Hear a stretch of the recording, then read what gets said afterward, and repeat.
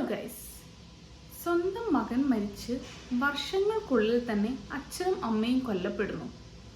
അതും മകന്റെ മരണത്തിൽ ദുരൂഹതയുണ്ടെന്നാരോപിച്ച് കോടതി കയറിയിറങ്ങി കോടതി CBI അന്വേഷണത്തിന് ഉത്തരവിടുകയും ചെയ്തു. അതേസമയം തന്നെയാണ് അച്ഛനും അമ്മയും കൊല്ലപ്പെടുന്നത്. ഞാൻ പറഞ്ഞു വന്നത് കോട്ടയത്തെ ഇരട്ടക്കൊലപാതകത്തെ പറ്റിയാണ്. ഈ കോട്ടയത്ത് എത്രാമത്തെ സംഭവം അല്ലേ?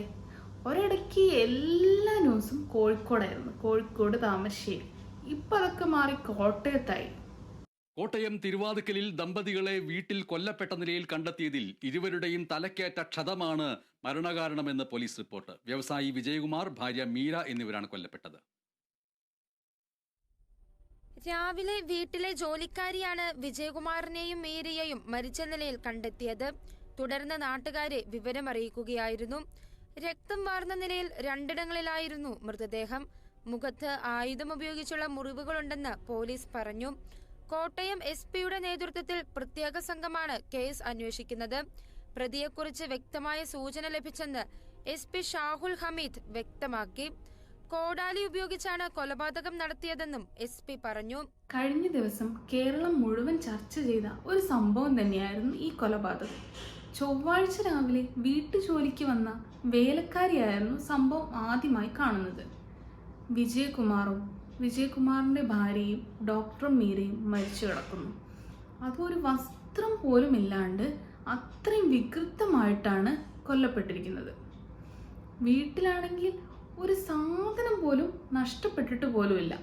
ആകെ നഷ്ടപ്പെട്ടത് അവരുടെ ഒരു 3 മൊബൈൽ ഫോണും ഒരു CCTV മാത്രമായിരുന്നു. അതിൽ നിന്ന് നമുക്ക് മനസ്സിലാക്കാം, ഈ വന്ന ആളുടെ ഉദ്ദേശം മോഷണമൊന്നുമല്ല, കൊലപാതകം തന്നെയായിരുന്നു എന്ന്. കുറച്ചു കാലങ്ങൾക്ക് മുമ്പ് ഒരു ബംഗാളി ഇവരുടെ വീട്ടിൽ ജോലിക്ക് നിന്നിരുന്നു. ആ ബംഗാളി അവിടെ നിന്ന് എന്തോ ഒരു ഫോണൊക്കെ മോഷ്ടിച്ചിട്ട് അവർ തന്നെ അവിടെ നിന്ന് പറഞ്ഞു വിടുകയായിരുന്നു. അതിനുശേഷം കുറേ കാലം കഴിഞ്ഞിട്ട് ഇവൻ വീണ്ടും വന്ന് അവിടെ എന്തോ പ്രശ്നമൊക്കെ ഉണ്ടാക്കി. അങ്ങനെ ഇവരെയൊക്കെ ചേർന്ന് പോലീസിനൊക്കെ ഏൽപ്പിച്ച് എന്തൊക്കെയോ കേസൊക്കെയായി അയാൾ കുറേ കാലം ജയിലിലൊക്കെയായിരുന്നു. പിന്നീട് ആ ബംഗാളി ജയിലിലൊക്കെ കിടന്ന് പുറത്തിറങ്ങി. പക്ഷെ എല്ലാവരും പറയുന്നത് ഈ ബംഗാളി തന്നെയായിരിക്കും ഇവരെ കൊലപ്പെടുത്തിയതെന്നാണ്. ഈ വിജയകുമാറിന് 2 മക്കളാണുള്ളത്, ഒരാണും ഒരു പെണ്ണും. ഈ ആൺകുട്ടിയാണ് 7 വർഷം മുമ്പ് മരണപ്പെട്ടത്. പെൺകുട്ടി അമേരിക്കയിൽ എവിടെയോ സെറ്റിൽഡാണ്. ആ വീട്ടിൽ 2 പട്ടികളുണ്ടായിരുന്നു. ആ പട്ടിയെ പോലും വെറുതെ ഇട്ടില്ല. ആ പട്ടിക്ക് പോലും വിഷം കൊടുത്തു. അവനൊക്കെ എന്ത് മനുഷ്യനല്ലേ! ഇവരെ പുറത്തുള്ള ഔട്ട് ഹൗസിൽ നിന്നും കോടാലി എടുത്താണ് കൊലപ്പെടുത്തിയത്. അപ്പം എനിക്ക് തോന്നുന്നത് ആ വീടുമായിട്ട് അത്രയും അടുത്തറിയാവുന്ന ആരെങ്കിലുമൊക്കെ ആയിരിക്കും, അല്ലാണ്ട് കോടാലി ഔട്ട് ഹൗസിലുണ്ട് എന്നറിയില്ല. വർഷങ്ങൾക്ക് മുമ്പായിരുന്നു ഇവരുടെ മകൻ ഗൗതം മരിക്കുന്നത്. റെയിൽവേ ട്രാക്കിൽ നിന്നാണ് ബോഡി കിട്ടിയത്. പക്ഷേ ട്രെയിൻ തട്ടിയല്ല മരിച്ചത്. ശരീരം മുഴുവൻ എന്തോ ആഴത്തിലുള്ള മുറിവുണ്ടായിരുന്നു. കേസ് അന്വേഷിച്ച പോലീസ് ഓഫീസേഴ്സ് പറഞ്ഞത് ഇതൊരു ആത്മഹത്യ എന്നായിരുന്നു. പക്ഷെ ഇവരത് വിശ്വസിച്ചിരുന്നില്ല. അതുകൊണ്ടാണ് 7 വർഷത്തിന് ശേഷം വീണ്ടും CBI അന്വേഷിക്കാൻ വേണ്ടി കോടതി. പക്ഷെ ഇതെല്ലാം കൂട്ടി വായിക്കുമ്പോൾ എന്തോ ഒരു വലിയ ദുരൂഹത ഇതിൽ കാണുന്നുണ്ട്. പക്ഷെ കേസ് അന്വേഷിക്കുന്ന പോലീസ് ഓഫീസേഴ്സ് പറയുന്നത് ഈ 2 കൊലപാതകം തമ്മിൽ ഒരു കണക്ഷനും ഇല്ലെന്നാണ്. ഞാൻ അതല്ല ആലോചിക്കുന്നത്.